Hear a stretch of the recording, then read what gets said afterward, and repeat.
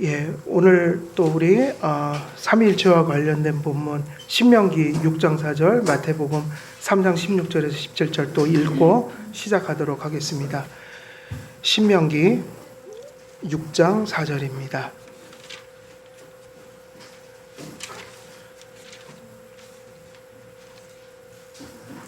신명기 6장 4절 또 함께 읽도록 하겠습니다. 6장 4절 시작. 이스라엘아 들으라, 우리 하나님 여호와는 오직 유일한 여호와이시니. 아멘. 마태복음 3장입니다. 마태복음 3장 16, 17절 우리 함께 또 읽겠습니다. 시작. 예수께서 세례를 받으시고 곧 물에서 올라오실새 하늘이 열리고 하나님의 성령이 비둘기같이 내려 자기 위에 임하심을 보시더니 하늘로부터 소리가 있어 말씀하시되 이는 내 사랑하는 아들이요 내 기뻐하는 자라 하시니라. 아멘. 예, 오늘 또 지난주에 이어서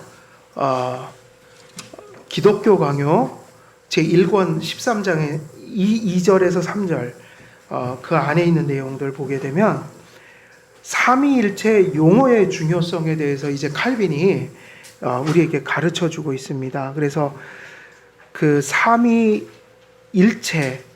이 용어가 이단들로부터 공격을 받죠. 성경의 삼위일체라는 그 용어 자체가 성경에 없다는 거예요. 그래서 66권 다 뒤져봐도 실제로 삼위일체라는 말은 나오지 않죠. 용어는 없는 거예요. 근데 그 용어를 만든 이유가 어디에 있죠?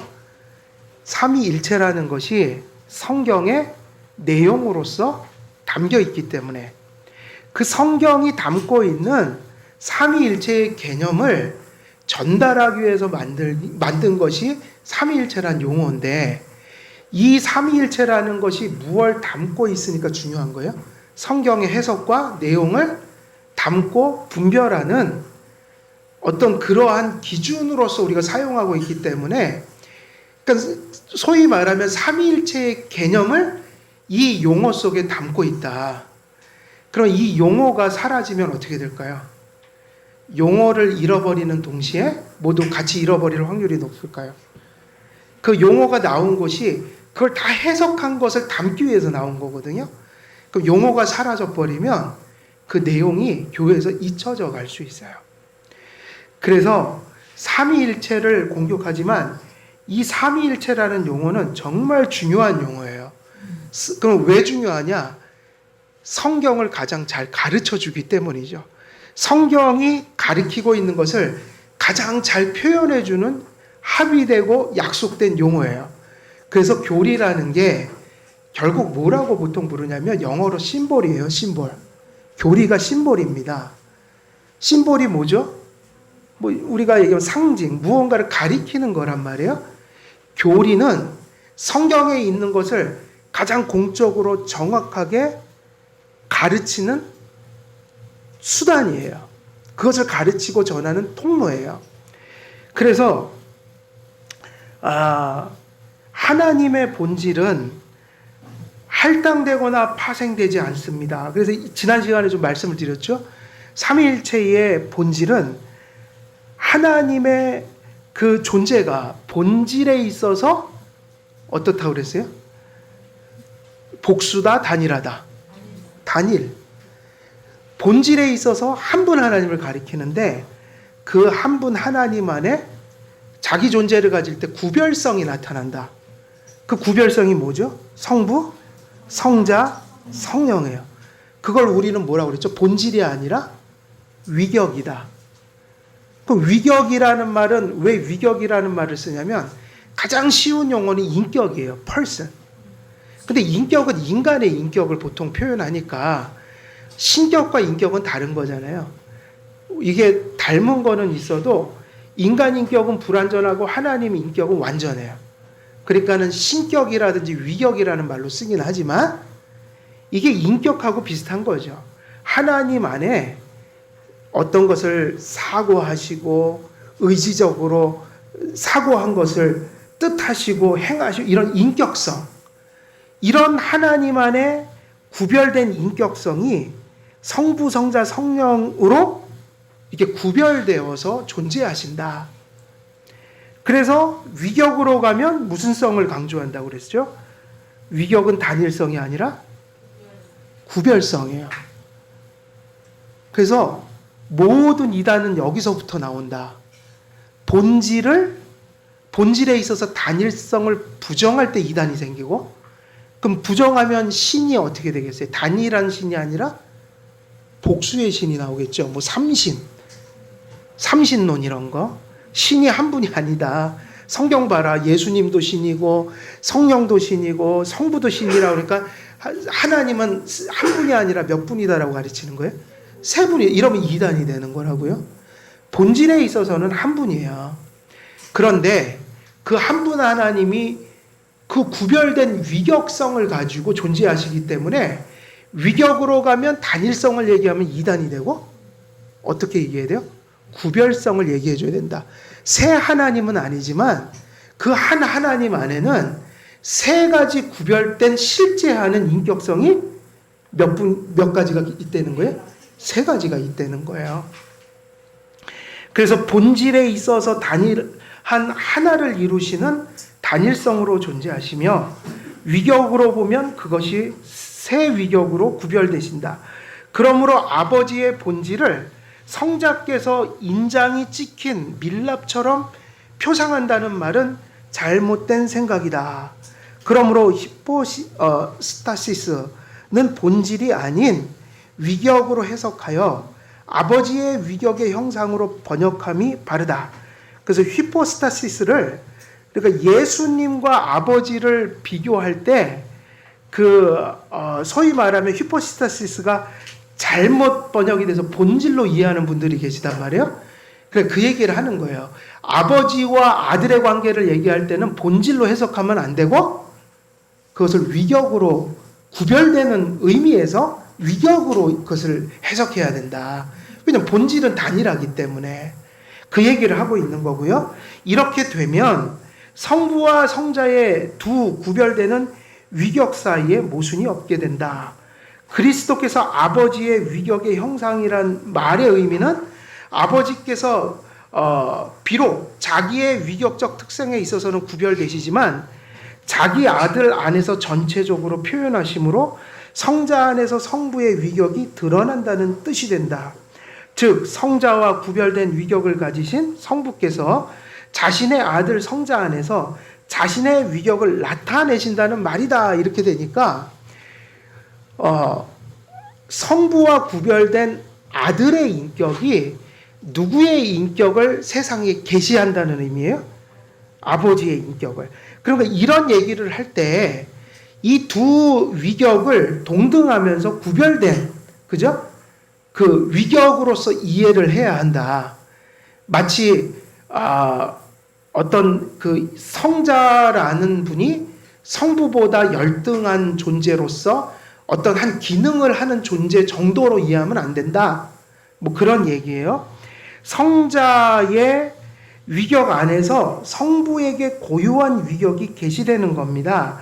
그러므로 위격이라는 표현을 사용할 때 아버지와 아들이 구별되기에 굳이 아버지의라는 수식어를 위격이라는 단어에 붙여 사용한 겁니다. 그러니까 성자라는 제2 위격은 성부의 형상을 계시한다고 할 때 성자가 누구의 형상을 계시한다라고 굳이 거기다가 구별을 시켜요?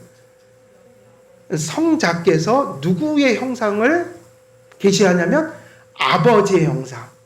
그러면 이것이 누구하고 구별된다는 얘기예요? 성자가 자기 형상을 전하는 게 아니라 자기하고 구별된 존재인 아버지의 형상을 전하기 때문에 굳이 성자께서 하나님의 형상을 계시한다 이렇게 하지 않고 아버지의 형상을 계시한다라고 굳이 그것을 구별해서 수식어를 붙여서 그런 말들을 성경이 사용한다는 거예요. 아버지와 아들이 구별되기에 굳이 아버지라는 수식어를 위격이라는 단어에 붙여 사용한 것입니다.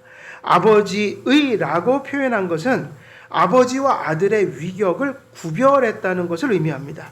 이러한 원리가 제3위격 성령님께도 적용이 돼요. 성령님께서는 하나님이시지만 그럼에도 불구하고 성부와 구별이 되십니다. 근데 성부와만 구별되는 게 아니에요. 누구하고도 구별되죠? 성자와. 그러니까 이런 표현들이 뭐를 의미하냐면 이런 공식이 나오는 거예요. 성령은 성부가 아니다. 성자가 아니다라는 거예요. 그럼 아니라는 말은 뭐냐면 새 하나님이 계시다는 게 아니라 위격적인 구별성을 실제로 갖는다. 이렇게 되는 거죠. 그리고 이 구별은 뭐에 속한 것이 아니라고 얘기하고 있어요. 칼빈이.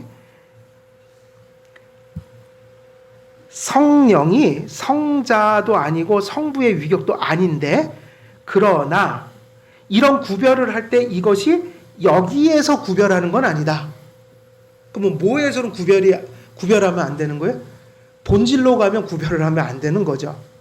성부도 성자도 성령도 동등한 하나님이신 거예요. 본질로 가면. 그래서 새 하나님이 아니라 몇 하나님? 한 하나님. 그러니까 이것이 기독교인들에게 성경을 읽을 때 이게 딱 박혀 있어야 돼요. 성경에서 하나님을 한 분으로 얘기할 때는 항상 본질을 얘기하고 있다. 근데 계속 구별을 한다. 성경에서. 그러면 그건 위격이다. 위격. 하나님의 본질은 그러니까 다중적일 수가 없다 그랬죠? 이런 것이 되게 중요한 거예요. 따라서 하나님 안에 새 위격이 존재한다는 결론에 이르게 된다. 본질이 하나라는 게 아니라 위격에 있어서 구별이 된다. 이런 얘기를 하고 있는 겁니다. 그래서 성경은 하나님을 얘기할 때 두 가지밖에 안 나와요. 구별을 하든지 아니면 한 분이라고 얘기하든지. 그러니까 구별을 할 때 세 분이라고 생각하면 안 되고 한 분이라고 할 때 위격을 부정해서는 안 된다. 언제나 위격의 구별성을 생각하는 동시에 본질의 단일성으로 빨리 사고가 가야 된다. 근데 그 중간에 어떤 논리를 우리가 가질 수 있을까요? 없을까요? 중간에 그 사이에 있는 논리를 우리가 소유할 수 있어요? 없어요? 없어요. 그죠? 그거는 이성이 할 수 있는 일이 아니에요. 구별해서 위격을 얘기하면 성경은 언제나 구별을 얘기해. 그리고 하나님이 한 분이라고 할 때 아까 그 우리 신명기가 바로 본질을 얘기하는 거예요. 여기서는 이랬죠. 여호와는 하나이신 하나님이시니 그랬잖아요. 그리고 한 분이라는 얘기를 하고요. 구약시대에 두 분이라고 그러면 돌로 맞아 죽었다고요. 그죠? 그러면 한 분이라고 할 때 그게 뭐냐? 본질을 얘기한다. 근데 구약만이 아니라 신약만이 아니라 구약에서도 희미하지만 하나님을 다른 방식으로 설명할 때가 있다고요. 성자만이 하나님이, 성부만이 하나님이라는 얘기를 안 했다고요. 메시아가 미리 계시도 됐지만 그 메시아가 신적인 하나님이라는 것을 늘 얘기해요. 그러니까 항상 우리는 성경 읽을 때 구별하면 위격을 얘기한다. 새 하나님이 아니다. 요게 딱 박혀 있어야 되고 성경이 한 분이라고 할 때는 본질을 얘기한다. 여기서는 구별하면 안 된다. 이런 사고가 가야 되는데 이 셋에서 하나로 넘어갈 때 왜 그렇게 되죠? 라고 하면 성경에 단 한 구절도 있어요? 없어요? 그거는 설명이 있을 수가 없어요. 하나님이 원래 그렇게 계신 거예요. 언제부터 논리로 그렇게 되신 게 아니라 하나님은 영원 전부터 영원까지 원래 그런 분으로 계세요. 근데 그것은 우리의 이성이 이해할 수 없는 거예요. 그래서 셋이면서 하나라고 할 때 그 사이에 있는 것을 캐도 안 되고 설명할 수도 없고 그것은 뭐다? 신비예요. 왜 신비일까요? 왜 미스테리일까요? 이성이 그거를 절대로 이해할 수 없는 영역이기 때문이고 그리고 절대로 이성은 그 속으로 들어가면 어떻게 될까요? 그 속으로 만약에 내가 그걸 한번 찾아보겠어 해갖고 들어가면 어떻게 될까요? 늪에 빠지는 거야. 죽어요. 허우적. 그러니까 많은 이단을 파생하게 만들어요. 그걸 인간의 논리로 풀겠다고 하면 풀 수 없는 것을 풀려고 하는 거예요. 그래서 이 모든 교리가 신앙을 가진 사람에게는 이 신비가 신비지만 신앙이 없는 사람에게는 이게 뭐로 받아들여질까요? 그러니까 삼위일체 교리가 믿는 우리에게는 하나님을 경외하는 이유가 되지만 불신자들에게는 이 삼위일체 교리 때문에 넘어져요. 나 삼위일체 때문에 예수 못 믿겠어. 이거 말도 안 되는 이런 게 어디서 엉터리야. 그럼 그 사람들이 왜 그러냐면 신앙이 없으니까 신비를 어떻게 해석할까요? 성경이 가르쳐 주지 않은 것이 인간이 풀 수 없는 그런 초월적인 영역들이 신앙이 없는 사람에게는 모순으로 이해되는 거예요. 모순은 부정적인 거예요. 네거티브한 거예요. 그래서 삼위일체만이 아니에요. 예정론도 신앙이 없는 사람은 그것 때문에 헷갈려지고 못 믿어요. 하나님을. 그래서 많은 제가 논쟁을 해봤지만 예수님을 믿으라고 전도하다가 괜히 예정론 얘기하면은 애들이 싸우고 가버려요. 왜 그랬는가? 가만히 생각하면 맞죠. 우리 그 예수님을 안 믿는 사람한테 예정론을 얘기할 필요가 없는 거예요. 이건 믿음을 가져야지 이해가 되는 교리거든요. 근데 이제 문제는 교회의 성도가 되고 세례를 받았는데도 특히 우리 장로교도가 됐을 때는 그게 받아들여져야 되는 거죠. 근데 신앙이 없으면 그게 어떻게 될까요? 그런 것, 예를 들면 하나님의 주권과 의지 이런 거. 이것도 다 설명이 안 되는 거거든요. 하나님의 절대적인 주권인데 하나님이 당신의 뜻을 이루어갈 때 우리 인격을 멈추지 않고 인격을 인격대로 사용해서 당신의 뜻을 이루신다. 근데 세상의 합리주의는 하나님의 주권이 주장되면 인격이 없어지는 거예요. 아니면 인격이 존재하면 하나님의 주권이 희생되든지 둘 중에 하나다. 근데 성경은 그 두 개 다를 얘기하거든요. 모든 것들이 하나님은 인간적 차원이 아니란 말이에요. 성경은 하나님에 대해서 말씀하고 계세요. 그러니까 하나님의 주권과 의지, 삼위일체, 또 뭐죠? 아까 뭐 얘기하다 말았는데 예정론 이런 거. 이런 것들이 우리에게는 하나님이 가르쳐 주신 것만큼 이해가 되지만 그 이상의 침묵하시는 부분은 묻지 않는다고요. 근데 왜 그 부분을 그렇게 캐내고 공격하고 심지어는 그것 때문에 실족해서 예수를 안 믿냐면 뭐 때문일까요? 신앙이 없기 때문에 신비를 신비로 받아들이지를 못하고 뭐로 받아들인다고요? 우리에겐 신비인 것이 그들에게는 뭐일까요? 모순이거나 비합리라는 거예요. 비합리. 그래서 우리를 어리석다 해요. 여러분 한번 생각해 보세요. 하나님의 아들이 우리 몇 시부터 시작했나요? 제가 또 시간 잊어버리면 큰일 나는데. 예? 2시요? 그러면 아직 좀 시간 남았어요. 예, 2시. 하나님의 아들이 신이 인간이 되셨다. 이거 말이 돼요? 안 돼요? 이건 신비라고요. 그걸 어떻게 설명해요? 하나님이 인간이 되셨다는데 거기서부터 이건 말이 안 되는 거예요. 그래서 기독교 안에도 계몽주의가 들어오고 나선 자유주의자들이 생긴 거예요. 리버럴리즘. 지금도 신학교는 두 가지예요. 정통신학을 추구하는 데와 리버럴리즘을, 자유주의를 그럼 자유주의는 뭐냐? 우리가 자연적인 것을 넘어서면 안 믿는다는 거예요. 예수님이 무리를 거르셨다? 그건 말이 안 된다. 신학자들이 그걸 그렇게 가르치고 있다고요. 그럼 성경은 뭐냐? 신화다. 이게 리버럴리즘이에요. 그럼 왜 그런 사상이 생기는가? 왜 그렇죠? 우리는 당연한 거 아니에요? 하나님인데 우리가 어떻게 하나님을 다 알아요? 그분이 베푸신 일들이 이 땅의 자연에 속한 일들이 아닌데 그걸 어떻게 우리가 지상에 사는 이 작은 머리로 다 이해하냔 말이에요? 그래서 이게 안전하다고 그랬죠? 무엇이 이야기한 데까지만 생각하자는 거예요? 성경이 간 데까지만 생각하라 이거예요. 그럼 그 이상을 가면 어떻게 되냐? 답이 없어요. 그러니까 결국 그 얘기 뭐냐면 왜 그것을 못 받아들이느냐? 왜 똑같이 모르는 건 똑같잖아요. 우리도 모르고 불신자도 거기는 설명 못해요. 우리는 그 영역이 미스테리인 거지 컨트래딕션이 아니라는 거예요.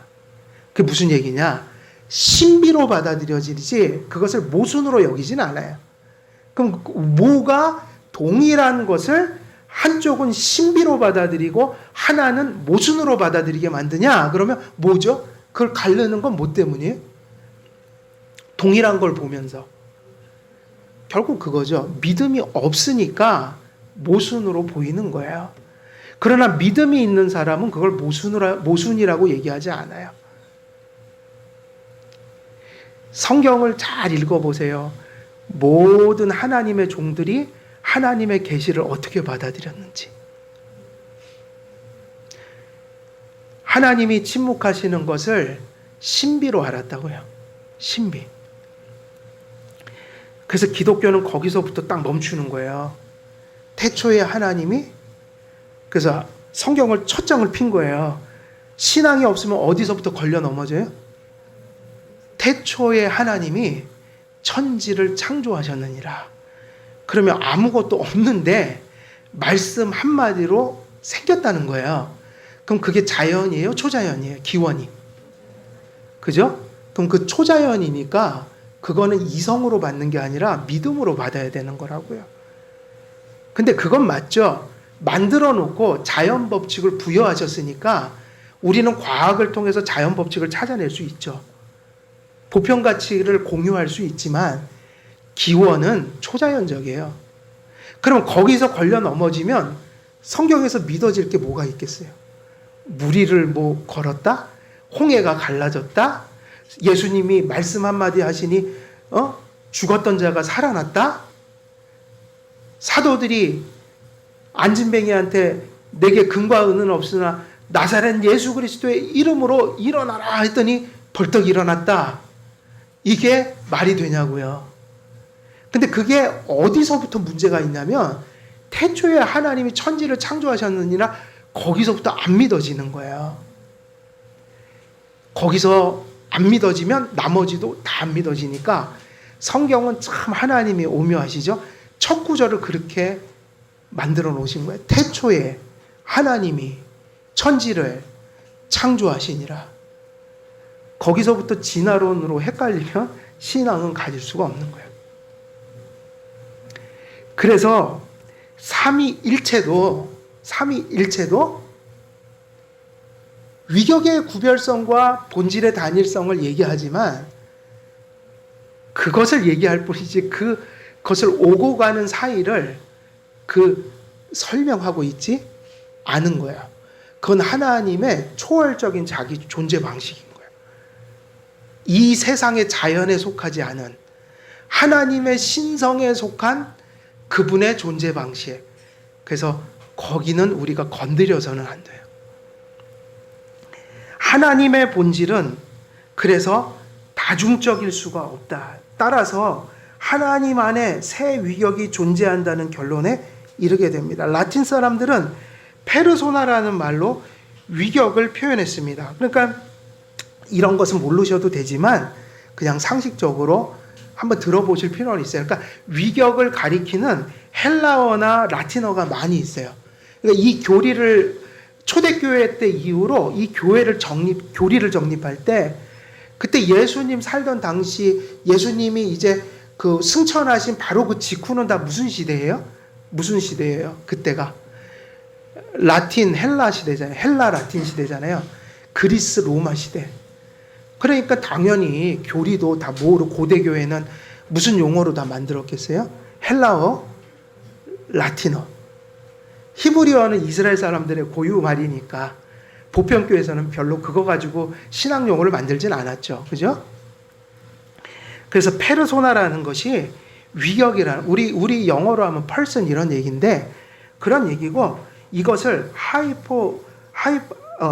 하이포스타시스라는 말로도 표현한다. 그러니까 이런 용어들이 있다는 겁니다.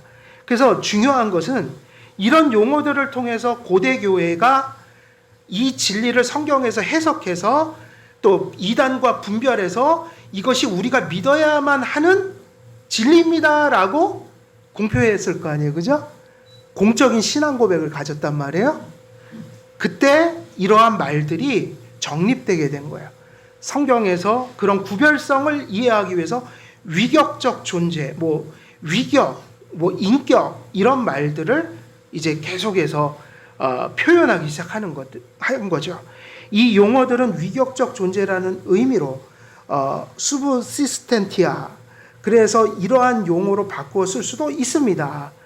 많은 사람들이 이와 동일한 의미로 서브스텐티아, 그래서 영어로 하면 서브스턴스, 이런 실체, 이런 말로 사용했는데, 여기서 실체라는 것은 무슨 의미를 담고 있냐면 위격적인, 인격적인 실체로서 그 구별된 인격이 존재한다.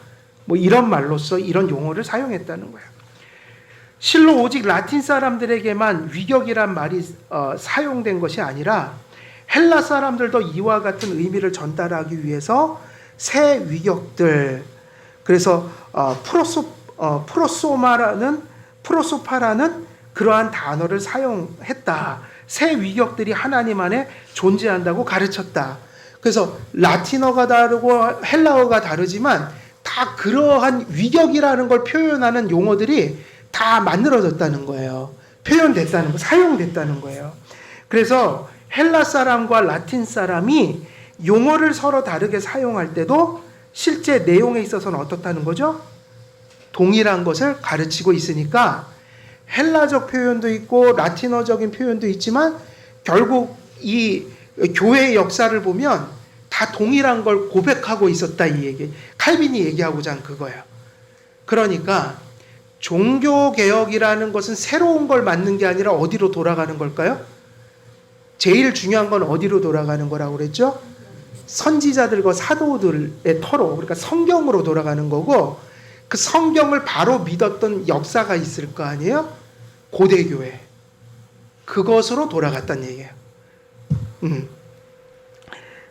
그래서 그러므로 우리가 지금 고백하는 삼위일체에 대한 내용은 단지 개인이 깨달은 내용도 아니고 어떤 보편 공교회가 특별히 힘센 사람이 가르친 것도 아니라 하나님이 세우신 공교회에서는 반드시 그렇게 하나님이 알려주셨고, 교회는 그렇게 하나님이 깨우쳐 주신 대로 그것을 인식하여 신앙의 고백으로 표현했던, 그러니까 우리가 지금 삼위일체를 전하는 것은 성경으로부터 온 것일 뿐만 아니라 하나님의 말씀에 바르게 응답했던 진짜 참 교회, 다시 말하면 역사적인 교회의 고백을 우리가 받고 있다.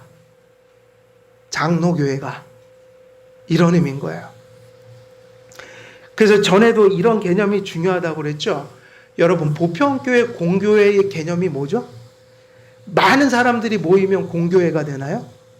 그럼 천주교회가 공교회죠. 원래는 개신교보다 어디가 더 많았어요? 천주교회. 그래서 천주교회가 자기들이 캐톨릭 교회라고 그런 거예요. 캐톨릭이 공교회란 뜻이에요. 캐톨릭.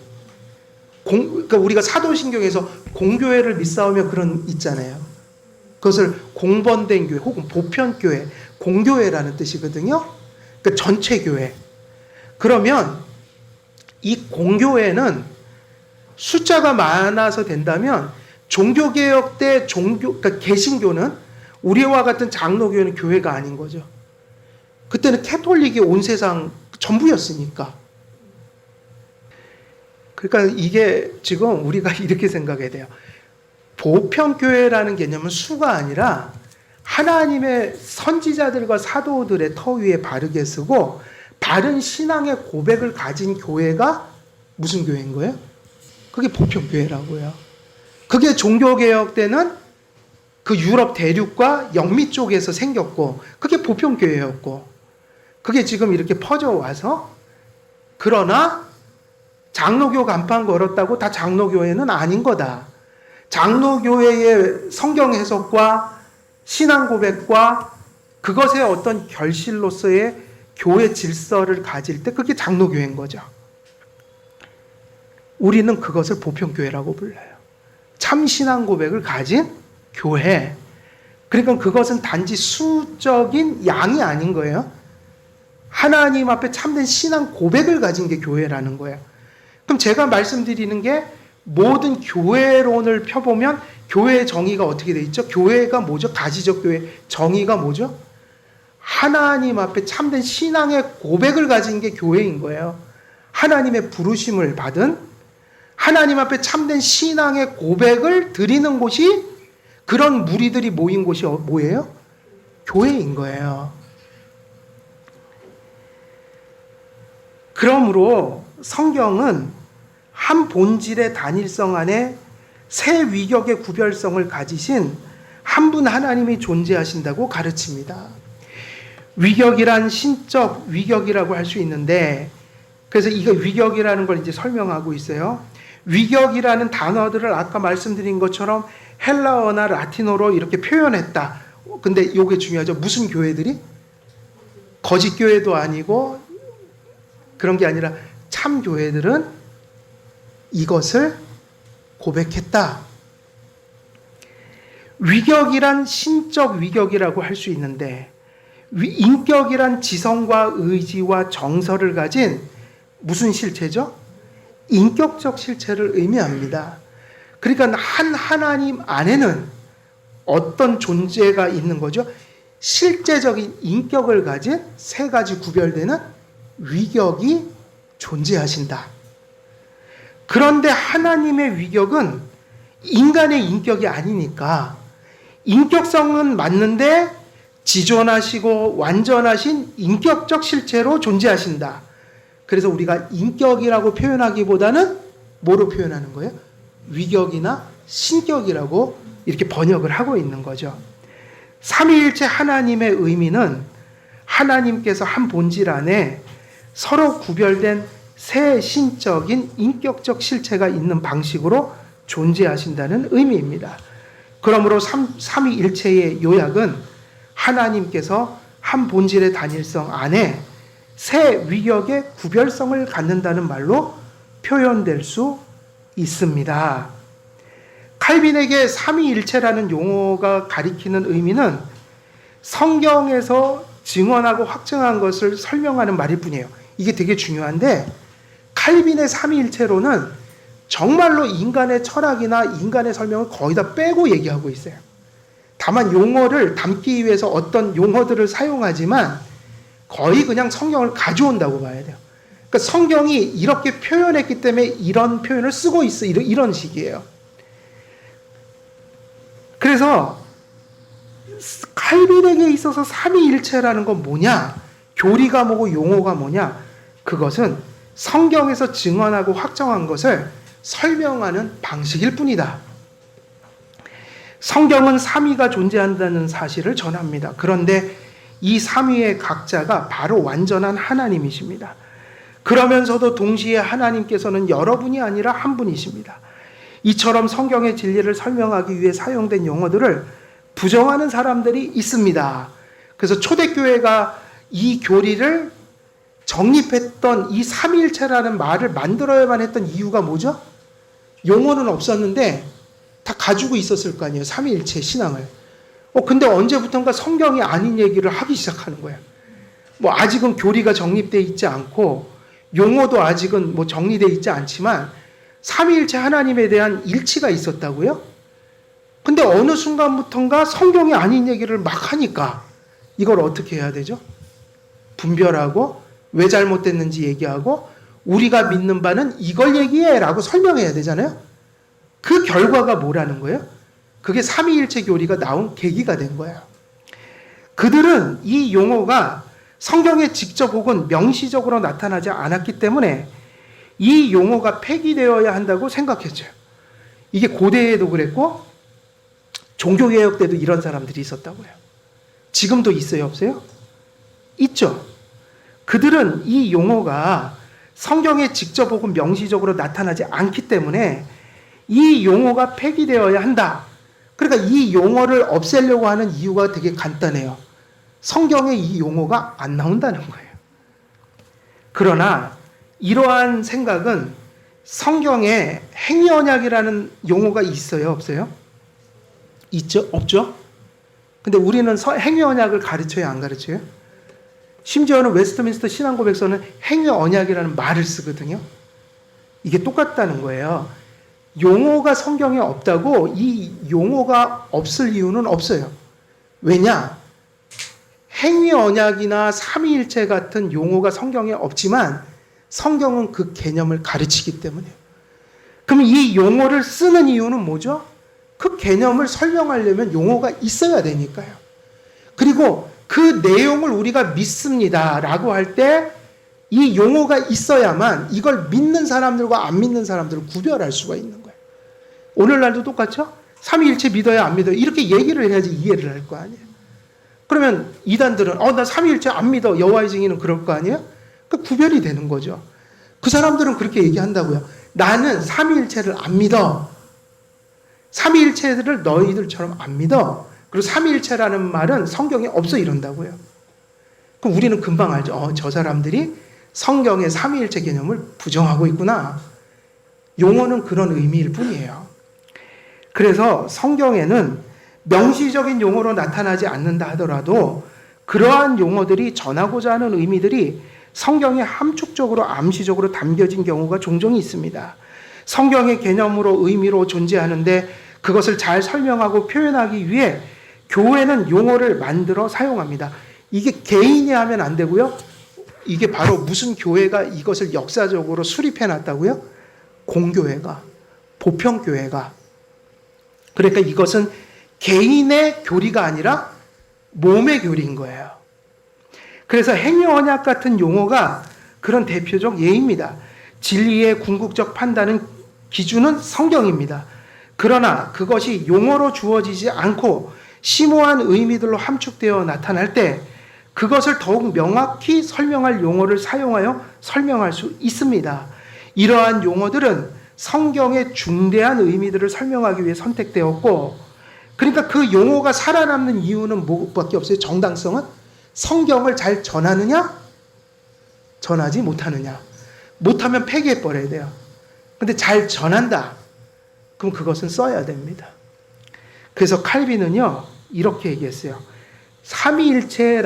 삼위일체라는 말보다 만일 더 그 성경의 개념을 잘 설명할 수 있는 용어가 나온다면 삼위일체 개념은 교회가 같이 합의만 되면 없앨 수 있을까요? 없을까요? 있죠? 근데 왜 안 없어지고 있을까요? 이게 중요한 얘기예요. 제가 노예 가고 총회 가보면 아무도 안 없애려고 그래요. 심지어는 감리교 목사님들도 성결교회 목사님들도 그거 없애자고 그러면 이단이라고 죽이려고 그래요. 왜 그럴까 그러냐면 이게 장로교회를 넘어서서 아직까지 삼위일체라는 용어보다 성경의 그 삼위일체 개념을 더 잘 효과적으로 전하는 용어가 존재하지 않는다는 거예요. 그럼 그걸 써야 될 거 아니에요? 그럼 이런 용어를 없애자고 하는 것은 결국은 무엇을 없애고자 하는 의도가 있는 거예요? 성경의 개념을 다른 방식으로 이해하고 있다. 정통적 흐름이 아닌 방식으로 이해하는 사람들이 이 용어를 되게 싫어해요. 시간 너무 많이 지나서 제가 여기서 끊고 오늘 여기까지 할게요. 그래서 오늘은 여기까지 또 설명을 합니다. 결국 삼위일체라는 용어가 성경에는 없지만 무엇을 가장 잘 전달하는 공교회에서 합의된 성경을 가장 효과적으로 전하는 용어이냐, 교리냐? 그러면 본질의 단일성과 위격의 구별성이라는 것을 성경에서 그것을 이런저런 방식으로 전하고 있는데 그 본문들이 전하는 하나님의 말씀을 가장 효과적이고 공적인 방식으로 잘 전하고 있고 기능하고 있어서 교회는 이 용어를 채택했고 그것이 지금도 변함이 없이 그 기능을 하고 있기에 오늘날 현대 교회들도 삼위일체 교리를 다 정통적인 교리와 용어로서 우리가 받고 있다. 결국은 삼위일체라는 용어가 중요한 게 아니라 뭐가 중요해지는 거죠? 그것이 담고 있는 성경적인 개념들이 중요하다. 그러나 역사적으로 2000년에 가까운 교회 역사가 늘 그 개념을 이 삼위일체라는 용어의 그릇 속에 담아서 가르치곤 했어요. 만일 이 용어가 파괴되거나 사라지거나 잊혀지면 그 그릇 안에 있던 것들도 어떻게 될까요? 같이 잊혀지고 만다. 그래서 실제로요, 교회에서는 행위언약, 은혜언약, 삼위일체, 성화, 칭의 이런 교리적인 용어들을 기억하고 전수하고 의미들을 인식하고 계속해서 사용해야 돼요. 오늘날 현대교회의 가장 큰 문제는 교리를 계속해서 가르치지 않다 보니까 너무나 당연하게 고백해야 됐던 이 용어들이 교회와 성도들에게서 어떻게 돼 가고 있어요? 잊혀져 가고 있는데 그 용어가 사라진 것만큼 모두 같이 사라진 거예요. 교리적인 인식이 교회 안에서 사라져 가고 있다. 그런 의미에서 교회는 하나님 말씀에 견고히 서서 그 말씀을 이런 하나님의 공교회가 가르치는 교리적인 언어로 성도들이 하나님의 말씀을 계속 정립해 가야지 그 피 흘려서 교회가 정립한 교리들이 내게서 또 이웃들에게 자손들에게 계속해서 전수되어져 갈 수가 있는 거죠. 그래서 오늘은 이 삼위일체 교리의 그 용어로서의 그 중요성 혹은 이거의 필요성 혹은 정당성에 대해서 말씀을 드렸고 또 다음 시간에 조금 더 남는 부분들이 있어서 또 다음 시간에 또 계속 이어서 말씀 전하도록 하겠습니다. 오늘은 여기까지 전하고 말씀을 맺겠습니다. 제가 기도하겠습니다. 살아계신 하나님 아버지, 하나님의 말씀이 온전히 해석되어질 때 그 해석된 말씀 속에서 그 교의와 교리들이 또 우리에게 주어지게 됩니다. 참된 교회는 그 말씀과 교리들을 말씀대로 받아 또 신앙의 고백으로 응답하는 교회인 줄 믿습니다. 우리 한길교회도 또 이곳에 세워진 이 지역에 세워진 또 한국에 세워진 세계에 세워진 많은 교회들이 잊혀져가는 이 교리들과 진리들을 다시 한번 회복하게 하시고 기억하게 하시고 또 잘 정립하여서 그 용어 속에 담긴 진리들을 세상에 전하고 자손들에게 전하는, 그래서 하나님의 생명의 복음이 진리가 세상에 충만해질 수 있도록 하나님 역사해 주옵소서. 오늘도 감사드렸고 우리 주 예수 그리스도의 이름으로 기도드리옵나이다. 아멘.